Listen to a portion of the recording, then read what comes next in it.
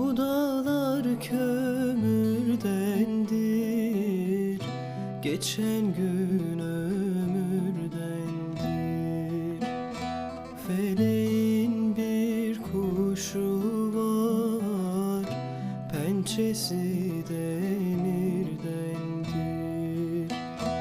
Feleğin bir kuşu var, pençesi demirdendir.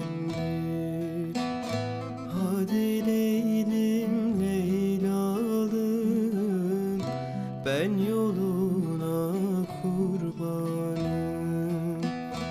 Ya al canım kurtulam, ya ver beni